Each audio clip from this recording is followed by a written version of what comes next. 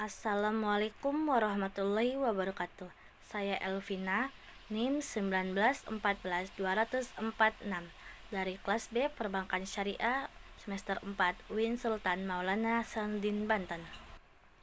Di sini saya akan menjelaskan mengenai penyimpangan bank umum syariah di Indonesia, yang mana penyimpangan internal atau sering disebut dengan fraud merupakan perilaku yang tidak etis dan sebuah pelanggaran berat bagi dalam bidang keuangan. Pada umumnya, lembaga keuangan seperti perbankan, penyimpangan internal dapat menimbulkan dampak yang besar terhadap kelangsungan usaha yang pada akhirnya dapat merugikan nasabah atau pelanggannya.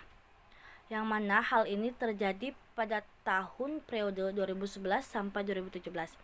Kesempatan ini mungkin dapat timbul karena lemahnya pengendalian internal di organisasi, kurangnya pengawasan, dan penyalahgunaan wewenang, sehingga terbukanya kesempatan dapat menggoda individu atau kelompok yang sebelumnya yang tidak memiliki motivasi untuk melakukan fraud, dan pada akhirnya menjadi termotivasi untuk melakukan kejadian fraud pada bank umum syariah, dan menunjukkan bahwa proporsi terbesar kejadian fraud disumbang oleh BMS sebanyak 36%, disusul BSM dan BMI yang masing-masing 22%. Hal tersebut menunjukkan bahwa BMS, BSM, dan BMI merupakan bank umum syariah yang mendominasi angka kejadiannya fraud. BMS bahkan sempat mengalami kejadian fraud sebesar 107 kasus, sementara BMI sebanyak 82 kasus dalam 1 tahun. Pada seluruh bank yang dijadikan sampel, terdapat BUS yang dapat meminimumkan kejadian fraud hingga hampir nihil. Namun pada akhirnya fraud yang tidak tertangani dengan baik pada periode sebelumnya akan mendorong peningkatan fraud pada periode selanjutnya.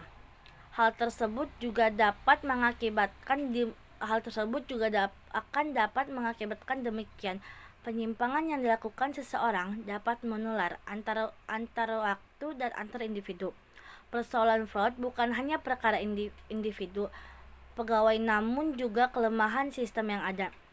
Dengan demikian, penanganan fraud perlu dilakukan secara menyeluruh, baik peningkatan secara kesadaran individu maupun perbaikan dan peninjauan kembali sistem yang diterapkan oleh fraud, karena perbaikan sistem tanpa perbaikan individu masih membuka peluang kejadian fraud.